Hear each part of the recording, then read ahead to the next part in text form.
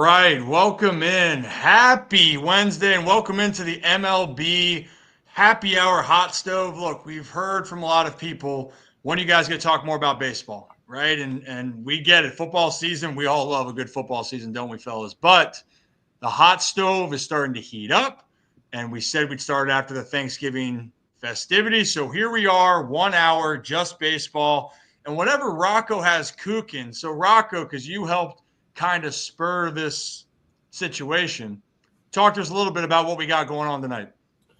All right, on this edition of the Hot Stove. So what does a stove have, guys? It's got 4 burners. You got the 2 in the back that you probably never use, and you got the 2 up front, the big ones that everyone uses. If you're like me, I only use the front left burner all the time, unless I need to. So we'll call that the first one. So basically, the 4 burners we have are going to be our 4 topics that we're going to talk baseball-wise here. Think of it as a diamond. Think of it as you will, but that's what it's going to be. And the 4 topics we have, we're talking a lot about baseball, obviously, because this is an all-baseball show. First, we have everyone's favorite rule that may or may not happen. That's the MLB Golden at-bat rule. A lot of controversy about that, so we're going to dive into that.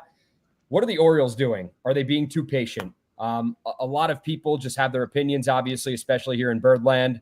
Then we're going to dive into Juan Soto. Where is he going to sign? We've seen the odds. We've seen the teams he's talked to. But where will he ultimately sign, and when will that happen?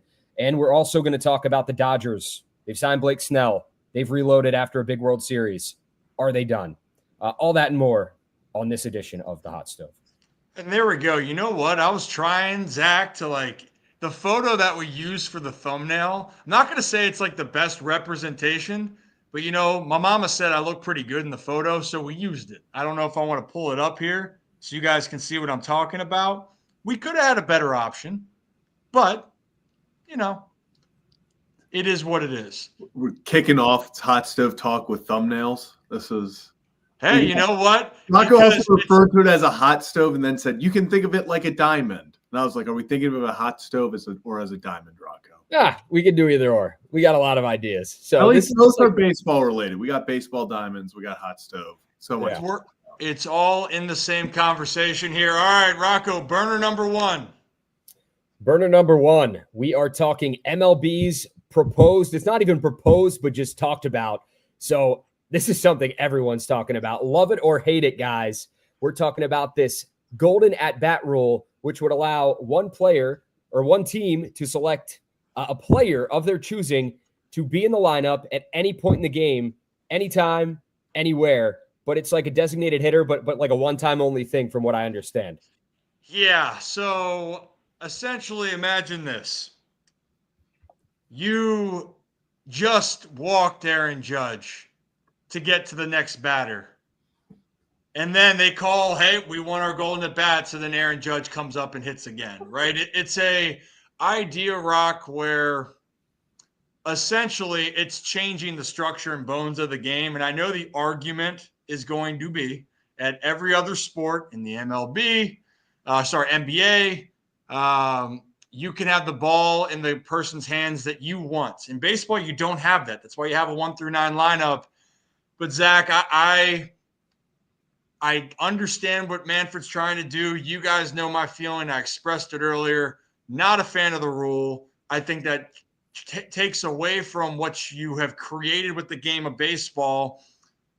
And look, it's just those great moments that you get out of the unknown go away. And so I think it's trying to make something make a spectacle out of something that doesn't need changing. Does that make sense? There's nothing that I like about this idea, Zach. No, it's stupid. It's completely stupid. And I don't know if this is just trying to build up some buzz around baseball before the winter meetings, maybe try to get into the national headlines some more.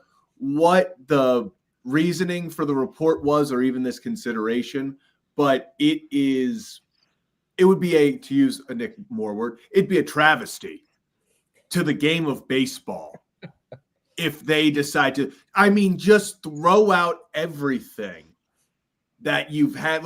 We talked about the pitch clock was one thing, speed up the game. This changes how the game is played completely. This changes. Now all of a sudden it changes numbers. Guys are all of a sudden in the later innings getting what, 50, 60 extra at bats a year with runners in scoring position because they're their team's designated guy. It changes everything. Think about pitchers. If you're a pitcher, like you said, you strike out Aaron Judge, boom, got past Aaron Judge. Oh, wait, never mind. He's coming right back up. I mean, it throws out everything that makes baseball great, because I've seen people talk about you completely lose the ability for these unsung heroes, these guys that don't get the recognition. Part of what makes baseball great is when you have an all-time closer, one of the best in the game, and he gets walked off by the guy that got brought in for a defensive replacement, and everyone was like, that's the last person they wanted up, and he gets the hit. That's what makes baseball great, one of the reasons baseball's great, and you throw that out. It makes no sense at all. Yeah, Rock, a lot of people are comparing it a little bit to like Banana Ball and the Savannah Bananas, that situation or group where that's highly entertaining, right? Like baseball is supposed to be fun, but there's a difference between an entertainment level like the Savannah Bananas and the MLB product where these are the best of the best. You're scratching and clawing out there. And also the structure and bones of the game is what has made baseball great. And that's what seems like is changing. It's not going to happen this year, and I hope it doesn't happen at all, but that's what's kind of being mirrored in this conversation. Rip, I said this for the MLB All-Star Game jerseys, and I'll say it for this. We used to live in a country, a proper country, a baseball-loving country, and one where with the All-Star Game, they took those uniforms home and away, which are coming back, by the way, but there was so much pushback away from us. We loved them. And I get it. The MLB is all about jersey sales, getting the game in the headlines like Zach talked about. It's like kind of it seems like a dead period, but it's not, because free agency is like at its peak right now. But ahead of winter meetings, you want to strike while the iron's hot. And we're talking about the hot stove. Stove couldn't be hotter than it is right now. Talking about this, talking about where Soto's going to sign and everything else along those lines. But like, when's it going to stop? It's like, Are we going to have everyone now bringing their gloves to a game and waiting to catch a ball and helping their team with the final out like you do in Banana Ball? Like, we might as well add that into the game as well. It's like with this, what kills me is where would a guy like Ryan McKenna be with the Golden Bat rule? Like, he's a guy who hit a walk-off 2-run homer in the 10th, and love Ryan McKenna or hate Ryan McKenna. It's like the unsung heroes, guys that you don't expect to come up to the plate and perform in those big-time moments that end up doing it. You're not only taking it away from them, but you're now adding something for the pitcher as well, something extra. How about if you got a guy that's 9th inning, 2 outs of a perfect game? And I don't know what these rules are going to look like. I don't know what Rob Manfred has thought about. I know he's just throwing stuff at the wall right now and hoping it sticks. But like, you got a guy that is just carving through the lineup. Unbelievable. Perfect game, 2 outs. And then, oh wait, got to face Shohei Ohtani for the second time in 2 innings now. Or the second, it's like back-to-back at bats. That would be detrimental to the game, to the pitcher, to everybody that's a fan of this great game, honestly. And I'm not trying to be like the old guy that yells at the clouds, and I know you guys aren't either, but it's like, if you want to try this in the All-Star game, fine. Try it, do it 1 year, and leave it there. If it sticks, maybe bring it back another year, but this has no business being in the actual game, games that count, because it's like, what are we doing? It's like us playing in the backyard. Oh, ghost man on first. I'm going to hit for myself a 4th time. Yeah, but so let's this conversation, right? Because it's caused controversy on social media, right? So why don't we though play another clip? So Michael Kay, one of the voices of the New York Yankees, kind of, wasn't lashing out, but hit back at everyone that was a little bit more disgruntled at Rob Manfred, and not saying fully coming to the defense, but having an opinion on this situation. So let's play that audio clip real quickly, and we'll discuss it on the other side.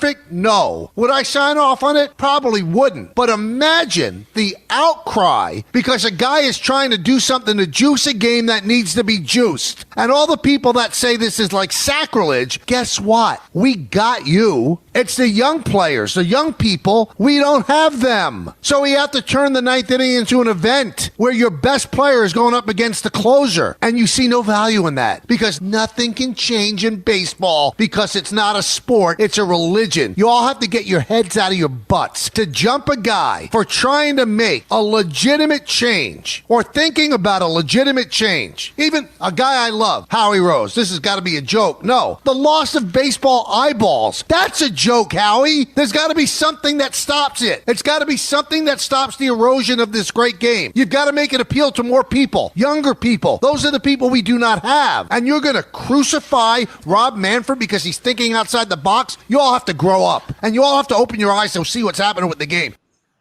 Okay, so look, he says that he wouldn't sign off on this, but he's mad that people are bashing Manfred, which I think it is fair that, look, probably all the hate towards him because you're trying to just find a way to entertain the game. He's just looking at ideas. It's not an idea that I agree with or that I like. I appreciate that he wants to get the game better. However, my disagreement comes with there are certain things with the game there's only so much you can change with the structure of the actual game of baseball. And that's the parts that make the game so damn hard. Baseball is a game of failure. It is not the same as basketball where it's a little bit more fast paced. It's not like football that is the content king of the fall and winter and everybody gravitates towards that on a Saturday and Sunday. But there is such a crowd that loves baseball and trying to find a different solution to change the game because you want a new audience that may or may not even like the game. That's, to me, what you got to be careful of. Baseball is not for everybody. It's not. But I think that baseball took the right steps with the pitch clock. I think that that was a good step in the right direction. I think they're trying to make the fan experience better. But to your point, Rock, you said it earlier, and to Zach, the beauty of the moments that come out of the unknown of the game. Yeah. I know that we want to see the superstars, but we've also seen the superstars not come up big. We see the players that no one hears of in the postseason making the impacts that make them legends. So I think that that is something that we're going to have to dive closer into. But, you know, Michael K., I will say people that are like attacking Manfred, personally, that's too far.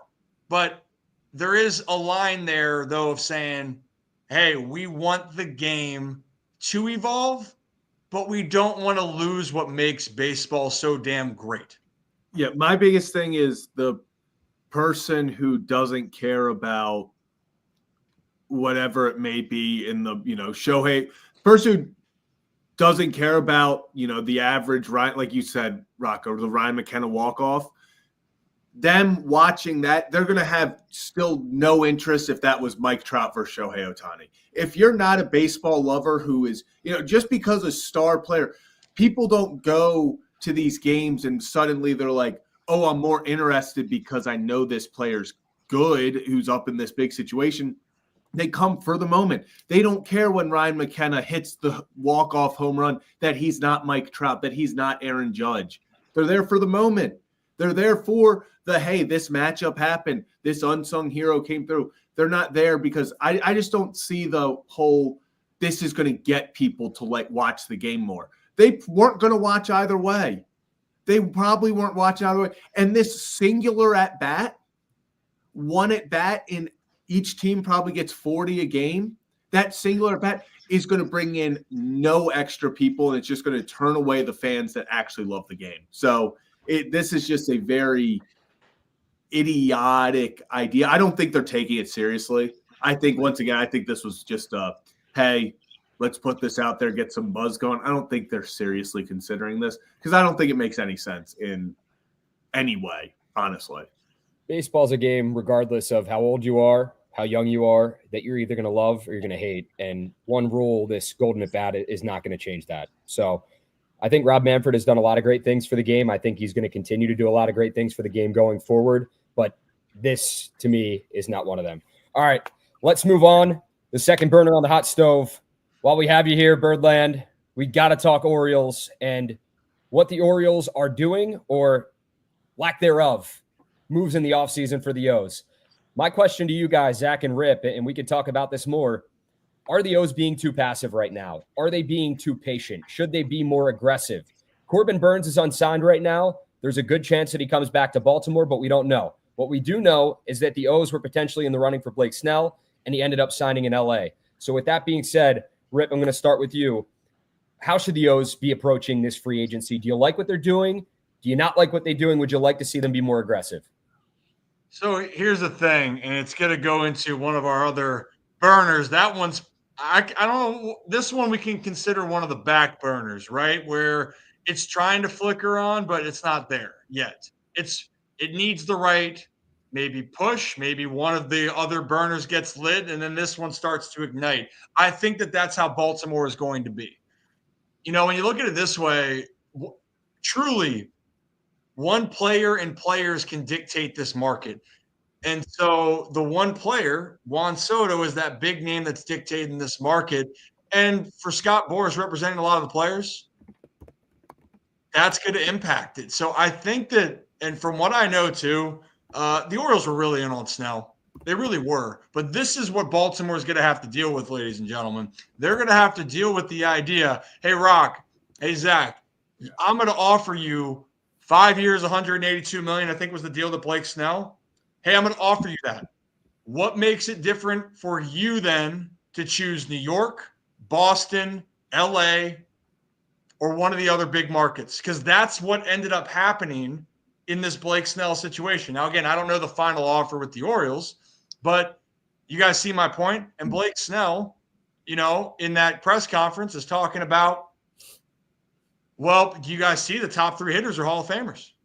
I got a chance to win right now, and it's a great place to be for him.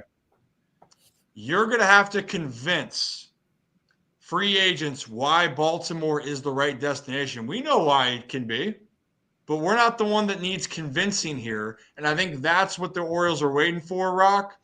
But I do believe they're going to be aggressive. I do just think one move needs to happen, and then you can start to allocate properly. And I have one more thought. I'll wait towards the end, but that's my initial opening statement on this burner topic. Yeah, the Orioles don't have a choice of to be patient or not be patient. It's the Juan Soto show. And this offseason will continue to be the Juan Soto show until he signs. And the only exception is Blake Snell. And why was Blake Snell the exception? It's because Blake Snell is scared to death of what happened last year because he waited in free agency. He stuck it out till the end to get the best deal. And how did he get repaid? He absolutely crapped the bed for the first 3 months trying to get back in rhythm before he went back to his Cy Young form. He's not doing that this year. So he said, hey, I'm signing. I'm not waiting for anyone. I'm not doing the whole last year, hey, we're waiting for JD Martinez or Matt Chapman. We're waiting for Jordan Montgomery to sign. He said, I'm not doing any of that. I'm getting my deal. I'm getting out. He's the exception. Everyone else, the big name guys, they're going to wait till after Soto signs, whether that's an outfielder, whether that's these big time pitchers, because everyone's focused on Soto. The big guns, the New York markets, the LA markets, the Red Sox are all in on Soto right now. And if you're a player, if you're looking for the highest price, why wouldn't you want those dogs in the fight for you to drive up the price an extra few $1 million per year? So I can't right now say the Orioles are being too patient. I don't think anyone really wants, at least the big names, really want to sign. Yeah, I completely agree with you, Zach. And like this with Boras, I saw Steven brought up a good point right here. It's Scott Boras' revenge after being frozen out of big contracts last year. Like we are going to see the Scott Boras revenge tour in 2024, 2025. Believe you me. And it's all going to start with Soto. Soto's going to be the big first domino to fall, and then it's going to be Burnes, and then you're going to see other clients as well. But I think Soto and Burnes could easily go 1-2. Like I don't know if it's going to be a day after one another. But I think we're going to see both of those guys very closely just sign in that same window. Maybe it's a week, maybe it's like 2 weeks, but I think those are going to be the two big dominoes that fall one after another, because those are the two guys right now. Soto being number one, because I mean, he is just a superstar, unbelievable talent. And he could go anywhere. He could end up with the Mets. He could end up with the Yankees, the Red Sox. A lot of teams are in the running right now, but it seems like he's kind of continuing to narrow that down. And I don't want to make this a Soto show right here with the second burner. I want to kind of wheel it back into the Orioles and what they're going to do. Yeah, Rock, I'm going to kind of – because this is going to – maybe I can set the record straight here. And first off, Dog Training Plus, the narrative that people think that I can just tell Calvin something and the perception there, I'm not going to waste my breath on this, because that is not his decision, first off. And also the bigger thing when I'm seeing this, I don't want to hear that the Orioles can't afford top-tier players. This isn't any more about the Orioles not affording top-tier players. The biggest thing is, why do they want to come to Baltimore? Mm-hmm. And I'm being honest here. When you're looking at the conversation, and this is no knock to it, opportunities, the culture that's been set, you have to convince players to come to Baltimore. It's not a price thing anymore. I truly don't believe that. You're just dealing with teams that will go above and beyond to pay for money, but also they have more to offer. And when I'm saying more to offer, you go to New York, hey, you can have more sponsorship and endorsement deals up in New York. Yep. Why do you want to come to Baltimore? We know in this area, if you want to raise a family, you want to have grounds, you have DC right there, you have a lot of different ideas. It's a hard thing. But see, like Dog Training Plus, you keep saying they keep pushing the agenda. Why do you think they traded for Burns last year? I honestly, this was my take going into this. I think the Orioles make a trade this offseason for a pitcher. That's where I think the move's going to happen, because I'm not confident that they're able to persuade a guy. And here, let's talk about the Corbin Burns. Now I'm all fired up. Yeah. Where did Corbin Burns go to college? I actually don't even know. I'll give you a hint. West Coast. Is he one of those like UC Santa Barbara or somewhere, San Diego, UCLA, USC? Oh, St. Mary's of Cal. Oh, he is St. Mary's. So you guys just heard the reports that the Giants are going to be very interested in Corbin Burns. So talk to me here. You guys if you're from out west, you spend time out there, and they offer you a big deal, and you have no ties to Baltimore besides you came and played there and maybe you like the town, it's more than just an organization offering you money. Is there a connection for you to be there? And eventually, Baltimore can become more of that destination. If you win a ton, that's going to bring people in. The other thing that's going to bring people in is being closer to home or being in a market that best suits them. So I don't know how other ways to say that. That's just the reality of it. And I think maybe me looking at it from a different lens over time, that's just the situation. The other priority, Rock, and we talked about this before we went live. The Orioles, to me, are going to have better shots with convincing their younger guys, hey, you were raised in this system. Yep, you helped create it. Be a legend here. Yes. Because they've been here. They're invested here. They have something to it. Not every player can say that. So that's where I kind of look at that in that situation. It's like Baltimore, the pitch can be 2 playoff years in a row. Young core, right? Mm-hmm. And some people are going to do that, no doubt. Yeah, absolutely. Yeah. But others might say, okay, the Dodgers want to pay me hundreds of millions of dollars as well, and they just won a World Series, and I want to join them. Case in point is a guy like Freddie Freeman, who began his career in Atlanta, won a World Series there, won an MVP there, was loved in Atlanta. They loved his family. They did not want that guy to leave, but you talk about the California connections, West Coast, ended up signing a massive deal with the Dodgers, ended up being the hero of the World Series, wins World Series MVP, wins another World Series there, and cements his legacy. He's going to be, he'll be a future Hall of Famer. But it's like, if you have the opportunity to go home, Rip, I completely agree. Like it's going to be a hard offer for you to turn down unless you're very committed to an organization or want to stay there. But with that being said, I want to ask you this. So you talked about a trade, and you talked about, prospects and young guys as well. The guys that I see potential, like we loop back, because you talked about, okay, this isn't going to be a 2024 deadline deal. This is going to be a 2025 thing where the Orioles can kind of trade for this guy. And I saw Jake Grill of MLB.com. He's the Orioles beat writer for them. He put an article out about Garrett Crochet. Yeah. Is he still on the table? Would the Orioles still kind of tango with that idea? And I think they'd be dumb not to. But who would you have to give up? And in this article, Jake Grill says, in order to land Crochet, Baltimore may be asked to part ways with either infielder Kobe Mayo, the O's number 1 MLB pipeline prospect, or catcher Samuel Basallo, the O's number 2 MLB pipeline prospect. If the Orioles could keep both and trade for Crochet, this seems like a no-brainer. Otherwise, they'll need to consider whether losing Mayo or Basallo is worth it in order to get a new ace. Okay, so if the Orioles can land Burns and then make a trade for Garrett Crochet, I'll tell you this, man. Starting pitching, unless you're completely loaded top to bottom like the Dodgers, and they still had great starting pitching, you're going to need starting pitching to compete with these teams. Not just, okay, maybe a Corbin Burns and a Zach Eflin is going to get the job done. You need to load up on starting pitching and get some talented guys out there that are going to go out and win you a World Series. A 1-2-3 punch. And, I'm not forgetting about Kyle Bradish. He suffered the injury. He's supposed to come back this year. But if you can go out and get another ace as well, man, if you could somehow land a Garrett Crochet, by all means, freaking do it. Like, I think this fan base will be floored. Hey, Zach, and this is going to lead to this other part, and this is why I think trade and they get another secondary guy. I know you get all riled up over Nathan Eovaldi. You and I both like him. It's not the name that people are getting excited about, but a guy that can fit the description of talent, veteran, can come in and fill a void in a pitching staff. And people do forget Zach Eflin pitched extremely well down the stretch. Dean Kramer finished strong. And by the way, if you do get Kyle Bradish back and Grayson Rodriguez is healthy, you have 2 young guys that can be studs. Yep. Now, the one thing though, Zach, and this is why we're saying the Eovaldi part, and I'll let you talk after this. And then I know, Rock, we had to switch gears. Yep.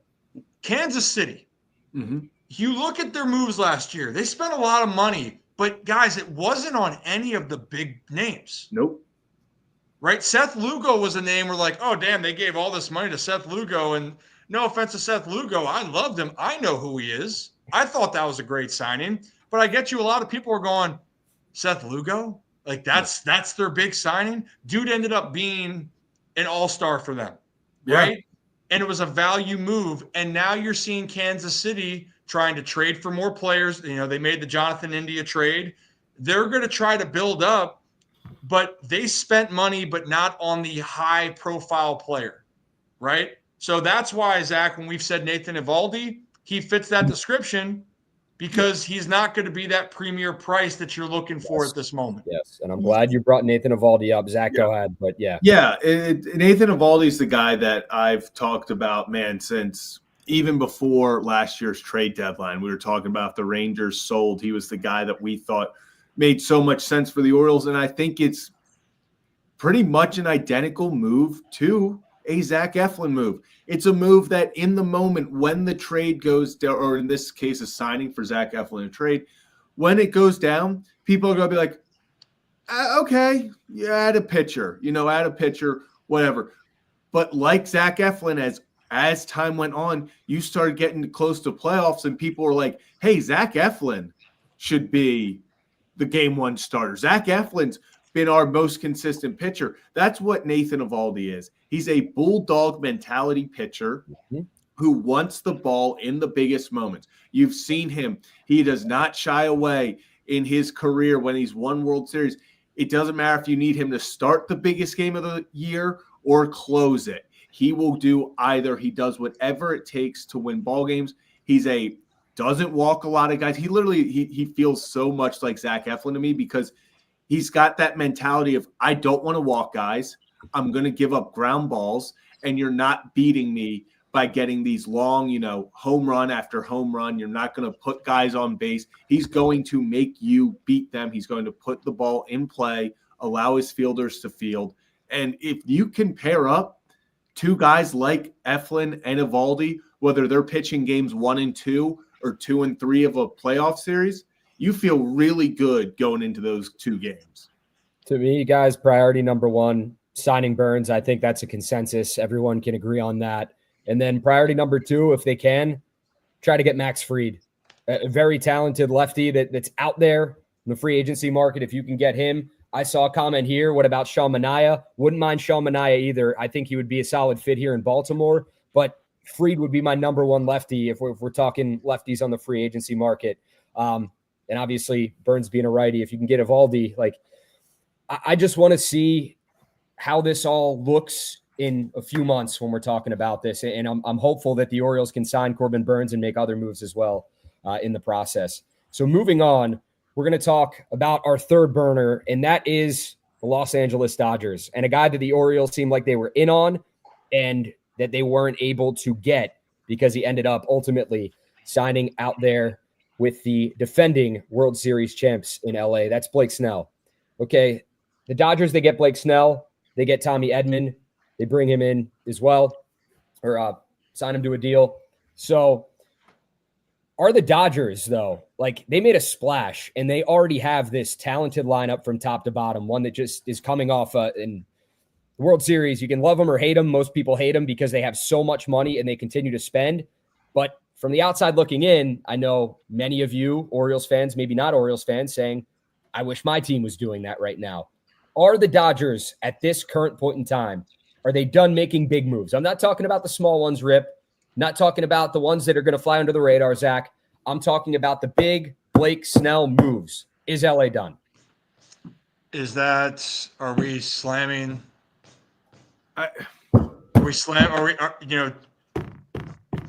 Tear down these walls? These walls. By the way, is no one else having a happy hour with me? I got. I will. Hold on. I'll grab a little. Marco, the whole happy hour was your idea. How are you the one? Oh, it was actually Rip's idea. The burners on the stove was my idea. Rip came through with these, borderline. Never mind. It's the first step is admitting you have a problem, Rip. So my biggest thing with the question is, would we consider a Roki Sasaki a big move? Because he kind of feels like that him and Teoscar Hernandez. I feel like those are the 2 guys where does a Teoscar go back there? That was what I would consider a big move for them. Roki Sasaki, same thing. But besides that, I think for the most part, LA's probably going to make a move here or there, but I don't necessarily see a big star going back out there. Like, I don't see Juan Soto. I know people have said Juan Soto. I know people have even hinted at Max Fried going there as well. I just don't see that stuff happening. I think for the most part, unless if it's a Roki Sasaki or Teoscar going back, that's probably the big moves for the Dodgers. Cheers. You know what? Here, maybe lean a little bit closer. I got to tell you something. The Dodgers want to take over the world. They really do. They want to be the next dynasty that people talk about for decades. The last true dynasty of teams in Major League Baseball that we consider is probably the late 90s with the New York Yankees. People can maybe consider the Braves' run of being a talented team, but they didn't have the success that the Yankees ended up having, right? You could say the Giants. The Giants were a dynasty team. They won 3 championships in a span. It was every even year, correct? But that was a little bit different. Now with all this deferred money and how it goes, and because of Ohtani's international, stardom, they're making so much from having him on the team. And so that's going to attract a lot of players. Plus, it's a very talented roster. Now, Rock, do I think that they're done? And Zach, no, I don't think that they're done. Do I think that they land Soto? If they land Soto, I don't know what to say. I don't. That is. If they, I know what to say. I'm not watching baseball. I'm going to watch. I'm going to watch because if they literally give the Monstars. like $500 million of deferred money, I'm baseball's over. We're canceling. Add in 100 of the golden bat rules. Add in, just have Soto and them just bat every time. Do it. Go ahead. Well, that's what they're having if they do that. Yeah, you Dude, just have a can 1 you through 9 of imagine? golden at bat. Zach, you should be the MLB Ohtani- commissioner, buddy. Yeah. Ohtani, Mookie, Freddie, Soto are your first 4 hitters.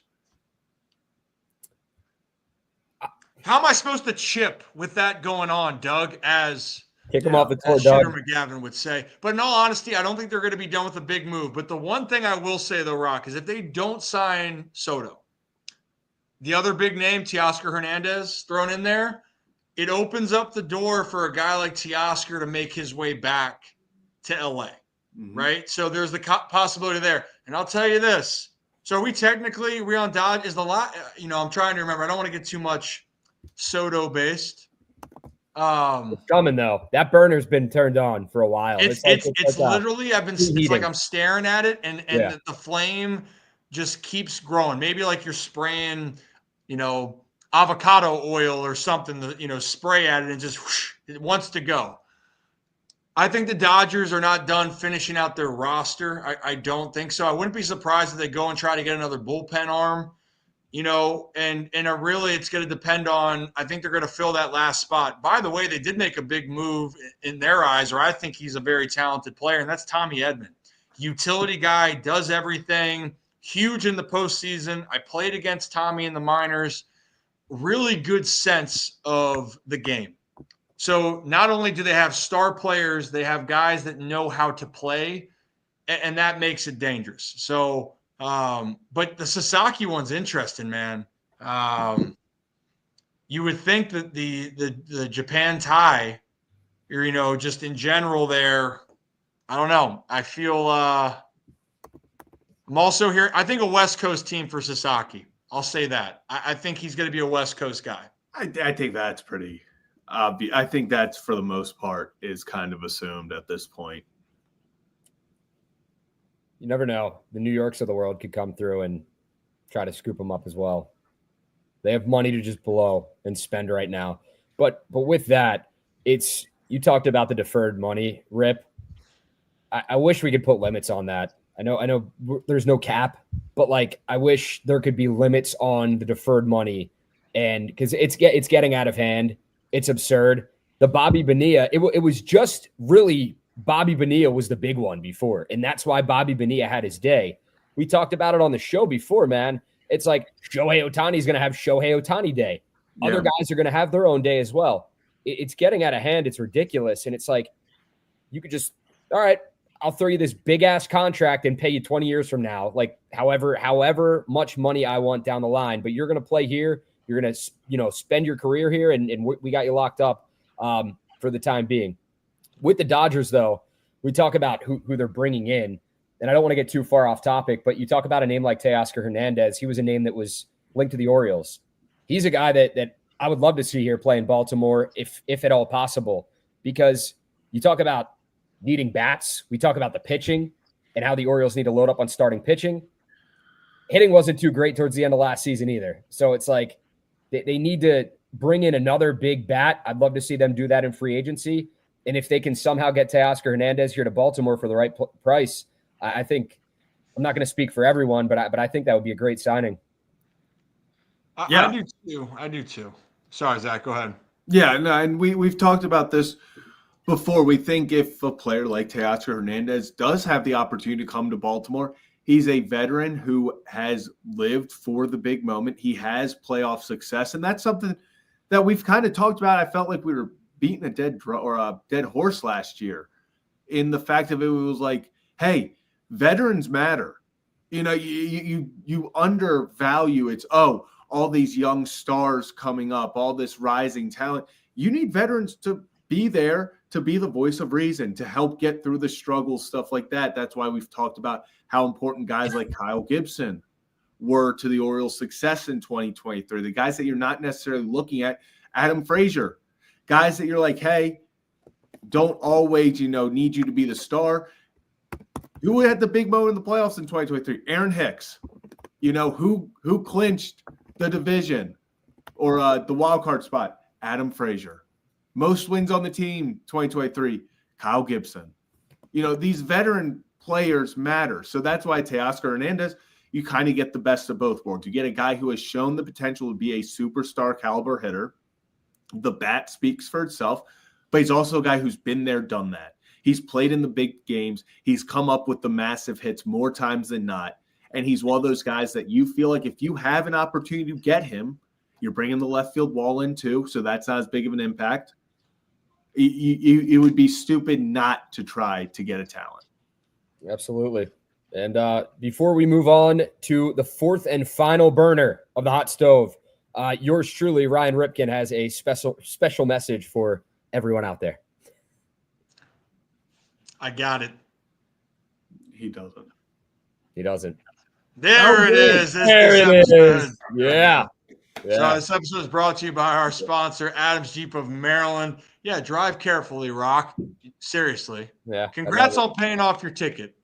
Thank you. You can thank the What we've learned from this experience is do not drive with Rocco DeSangro. But Adams Jeep of Maryland, 5 minutes from the Ironbird Stadium in Aberdeen. They've been our OG sponsor from the beginning.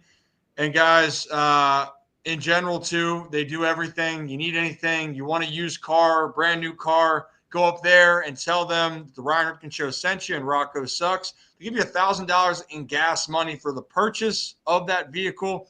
But they're also going with, guys, customization in general on all the cars. And that's what they call their Adams Extreme Motorsports, meaning you want to deck out your car. It doesn't have to be a Jeep. It can be a Toyota, Honda, Ford, Chevy, you name it. They will customize it. And they got a great deal going on. Get 3 tires, and your fourth one is just $1 here. So just tell them that we said hello. Chuck and Matt, they're good people. Adams Jeep of Maryland. Beep, beep, I'm a Jeep, and don't ride with Rocco. Anyway, are you done? No, we're done now. Saw Tori saying classic Philly driver. Well, we can all agree that Maryland drivers are the worst drivers out there, right? Okay. Just saying. No? Should we move on? I think that the last burner it might be burning down the place now. Anyway, the fourth and final burner, we brought his name up a few times, too many times to count on this show so far, and that's Juan Soto.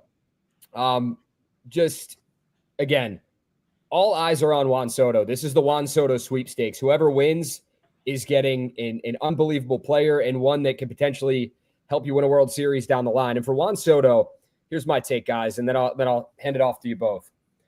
For Juan Soto, with Scott Boras being his agent, obviously he's going to get the biggest and best price there is. But for Juan Soto, I don't think for him how old is he now? 25 years old? 26 years old. I know he cares about winning another World Series, but he's already got a World Series. This isn't like a legacy thing where he needs to sign with a team to win a World Series. With baseball and all the money they're throwing at people for Juan Soto, to me, I think this is going to be a guy that signs with the team that is giving him the most money, and he should. Because why wouldn't you? Obviously, you want to win down the line. That's what baseball is all about. But again, if you can worry about your family, your family's family, and your family's family for years to come, why wouldn't you take the best offer that's out there? I don't know who it's going to be right now. The odds-on favorite to land Juan Soto are the New York Mets at plus 100. With the Yankees, I believe they're not too far behind at plus 150. Then you have the Red Sox and others following suit. But the report was that Juan Soto this week was going to kind of narrow those teams down, eliminate some teams. Who's Juan Soto going to sign with at the end of the day, guys, and why? Well, before we get into that, because there was, correct me if I'm wrong, Rock and Zach, we have one video about them talking about, like, where could Soto go, right? Mm-hmm. So let's play that video first. We'll talk a little bit, and then we'll discuss the impact of when Soto signs. So that first video we'll play, and we'll react on the other side of Soto. Where he could end up. Yankees fans obviously want that reunion with the Yankees. What's the very latest with Soto? And he's the biggest fish in the ocean, Bob, and the Yankees would love to have that reunion with Soto, as you said. And what we can report about what was happening with the Yankees and Soto, they have had several productive conversations. They have obviously exchanged offers about money. This is going to be a mega contract. I talked to one industry source who said that when Soto eventually signs, he will exceed the deal that Ohtani signed. Now, I don't mean 10 years, $700 million. I mean the real value, which is $46 million a year. When you start to think about what that means in terms of years, if it's a 12, 13, or 14-year deal, you're creeping up into the $600 million territory. The Yankees have been very comfortable with the presentation and the process that they have had with Soto. They feel they've made this a priority. They have put their best foot forward, and they say that they are comfortable with whatever decision he ends up making because they feel that they have sent the message to him. They want him in New York. When you're swimming in these waters, Flash, you know you're willing to go to that level to pay him, and they're trying to send that message that, hey, they want him back in right field, and they want him there for a long time. So right there, that's a little bit of the discussion here. And if you guys are new to the channel, by the way, hit that like and subscribe button. Ryan Ripken Show, Ryan Ripken Media. We have a live show Monday and Thursday that talks a lot of football because it's football season. But every Wednesday, we're doing this hot stove to talk baseball. And then don't worry, when the spring rolls around, we'll be doing baseball content almost daily. Zach on the top of the screen there does Kevin and Zach Reacts with one of our other members, where they will constantly react to Orioles games, but we're going to cover a lot of baseball into 2025. And at the end, I think I'll make an announcement of what the show has in store for next week here, which our Holy Shirts and Pants members know the deal, but everyone else, I will keep you posted on it. But, Rock, back to the question about Soto. It feels like to me he's going to be in New York. Now, which New York team, it's going to depend on, to me, who he likes. Now, Boston could be a sleeper, but Boston's going to have to make a deal that is so ridiculously good, and I don't think that they're going to make that over what Steve Cohen's going to offer. So Soto, to me, is going to have to say, hey, I want to be in Boston, which I have a hard time him saying, hey, I'll take a little less money or the same money to go to Boston instead of being in New York where he can have everything he wants, the bright lights, the opportunities, and he lives for the big moments. So it feels like the Mets could be a front runner, but I wouldn't be surprised, guys, if Soto ends up back in New York. But it just feels, Zach, like Steve Cohen, hey, whatever you want, here's the check, take it. It just feels like it's that, and especially with the success the Mets had last year. Yeah, I completely agree with you. Juan Soto is going to be playing in New York next year. I don't think there's any – I have absolutely no doubt about that. I don't think it's going to be LA. I don't think it's going to be Boston. I think it's really – I appreciate that the Blue Jays love to be involved in these things. I love that they like to have fun with the other teams. They have no chance. I love that they do this little gimmick every year, but like it's fun. He's got to be in New York, and I think he's a Met. And solely because of what you said, Rip, I think he wants to be in New York. I think he wants to play for a competitive team, and there's two competitive teams in New York.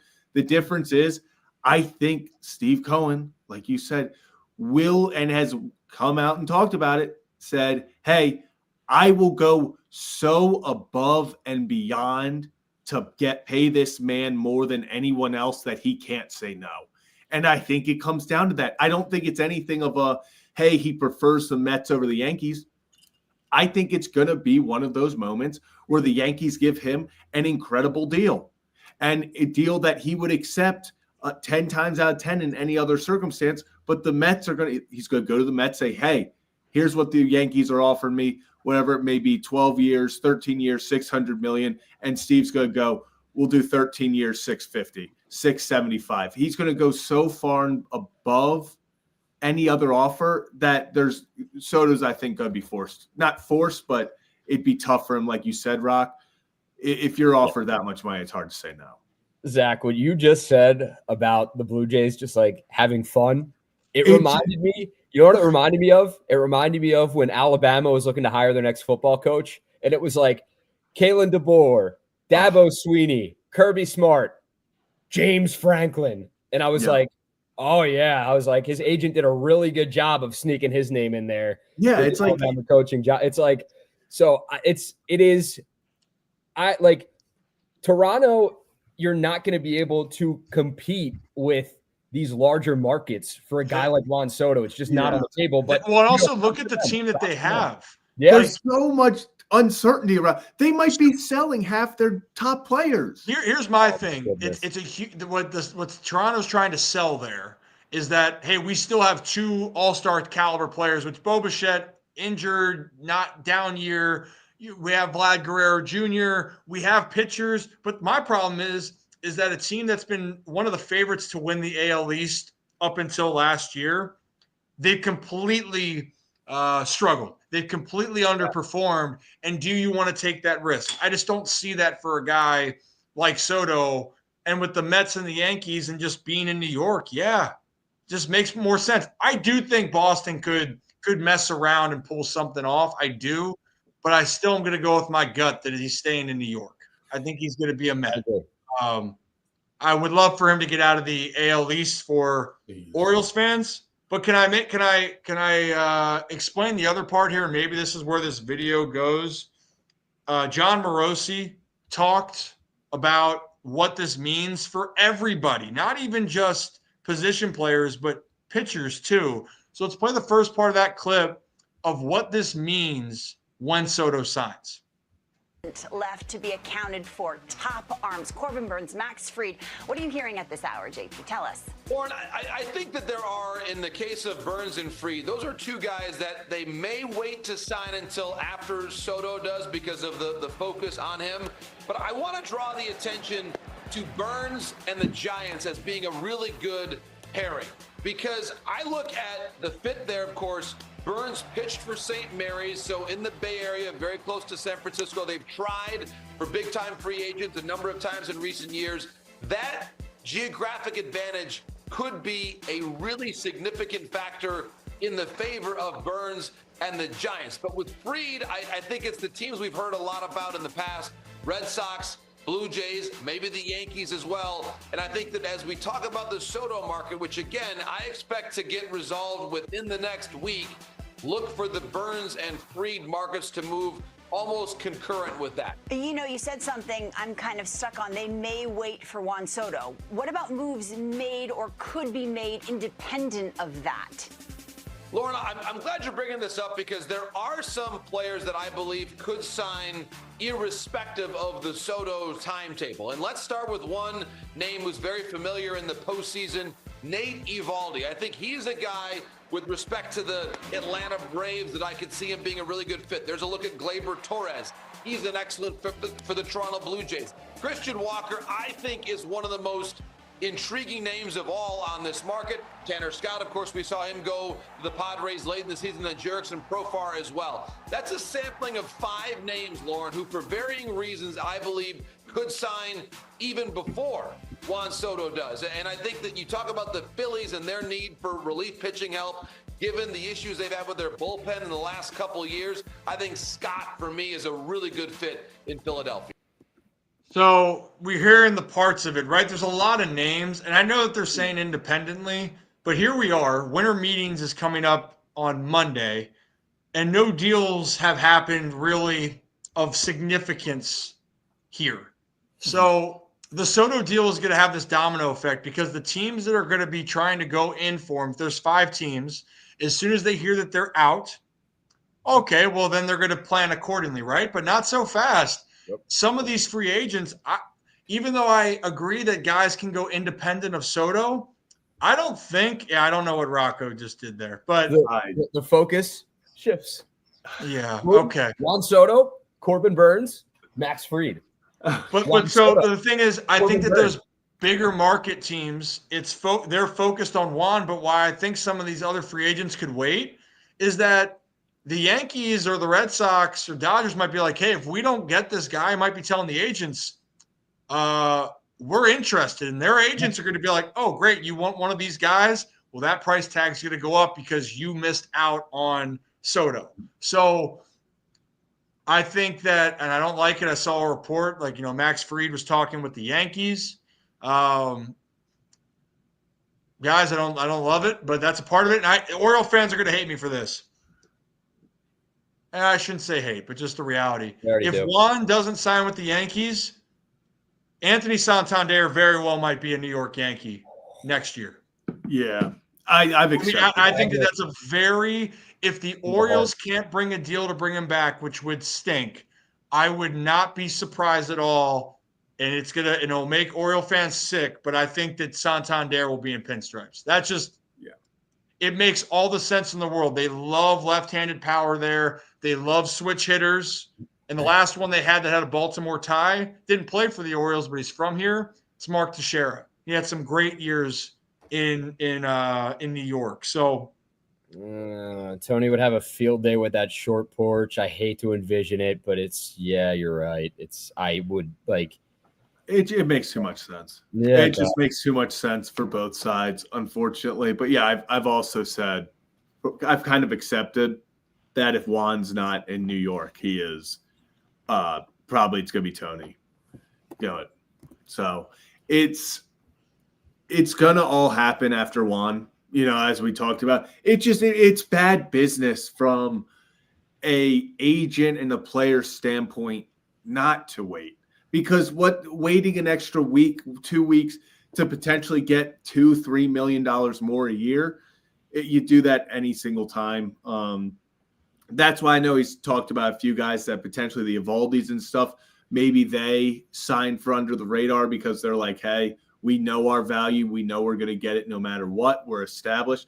But for some of these guys that want to be, hey, we want that big deal, I think it does wait until, like the Gleyber Torres is even. I like how he pointed him out, because he's a guy that I think will have a market. He will have, these teams that want to go get him. I don't think it's back in New York, but as soon as the Juan Sotos of the world go, then teams start focusing on okay, we didn't get the big fish.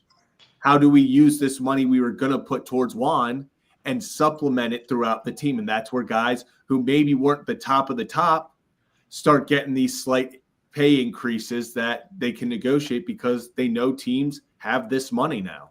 I could see the Yankees going after Teoscar Hernandez as well if they miss out on a Juan Soto. I think they go after Bellinger. If they don't go for Tony, they go after Bellinger. I think that Teoscar's still in the mix for them, or could be in the mix. It's just like, it just would make too much sense, but I don't know. The last thing we want to talk about before we get out of here, guys, that wraps it up with the burners, but do want to do this every time we have a show, because December is crazy for baseball. It's obviously not during the season. Season is far behind us right now, but as you look ahead, a lot of moving parts, a lot of things are going to happen, a lot of signings, a lot of trades. Brings me to this. On this day in MLB history, all right, so we're going to add that. Kind of hop in the time machine, go back to December 4th, 1988, okay? Hop in, strap in. How about this? Anyone know what happened on that date without me telling them beforehand? No. December 4th, 1988 in MLB history. It had to involve the Baltimore Orioles. Anybody? Anyone in the chat? No? All right. On December 4th, 1988, the Los Angeles Dodgers acquired first baseman Eddie Murray from the Orioles for infielder Juan Bell and pitchers Brian Holton and Ken Howell. How about that? 1988, December 4th. That? Hop it in the time machine. How about that? Crazy times. So you like that? You like that? But it's a fun fact there. And also today, Rip, you know whose birthday it is today? Current Oriole player. Jackson Holiday. Legal. Current mother as well. That is Linda DeSangro. Also legal. Also legal. Yeah, I mean, we were celebrating. It's happy hour. You have to ID check. You're doing what? And you're doing what to celebrate happy hour right now? Hydrating. Okay. It is good for him to Are you hydrate. actually drinking water, or is that alcohol in a bottle? No, that was water. It's water. You seem like a guy that still drinks your alcohol out of a water bottle. I dabble in it. Why don't you grow the hell up? You know, I've gone to a few Ravens tailgates this year with an old water bottle. You know, sometimes you just gotta throw it back. Yeah, you're a good kid. I miss being young, right? Still young, but like Zach, like not knowing what he's fully doing could be a puddle the next morning. Young, you know. Good kid though. But yeah, hey, happy birthday to Linda DeSangro. Thank you. We're thankful that she puts up with you more than us, and obviously then Jackson as well. 21 years old, excited for his 2025 and seeing where that goes. We'll talk about all that and more in the future. I think that wraps it up, and we'll see you next Wednesday for the happy hour. Yep. In the meantime, make sure you guys – I got to figure out what Dallas is like this time of year, guys, and we're going to figure out what's going to be happening there. Why is that, Rip? Why is that? Can you tell – did you tell it anyone? Do you want to tell anyone, or do you just want to like kind of leave that under wraps until – Well, so first off, by the way, Brooks, this is you know, why you might be messing with me. This isn't my house. Oh, you don't say. You don't have a piano in your living room? Can you play the piano? I don't even think you can. If that was your piano, there's no chance. You should, play Taps or something, or whatever the other song is, not Taps. So, but yes, Dallas. We hope you guys can tune in on Monday in Dallas and Tuesday in Dallas. Apparently, there's a lot going on this winter over there. So, a lot of people meeting. A lot of people are meeting, and we thought it was a good idea to be there. So, tell you more about that tomorrow on tomorrow's show. We'll be live from 3 to 5, our normally scheduled show. But cannot wait, and we got a big baseball season planned for you guys. So stay tuned on what we got in store. Rocco, wrap us up here. Yeah, no, for like this was great. Loved being on. Gonna continue to do some great things going forward with this. I'm pumped. We got plenty of ideas for you guys. So if you have ideas for us in the chat, want us to talk about something, or you know, just simply want to talk in general, let us know. But I think this was a great first happy hour version of the Hot Stove. Many more to come. For Zach Bollinger and the man himself, Ryan Ripken, I'm Rocco DeSangro. Have a day. Have a night. Have some alcohol, Zach. Enjoy it. But if you don't drink, you know, have some water. Have a great rest of your week, everybody. Have a time.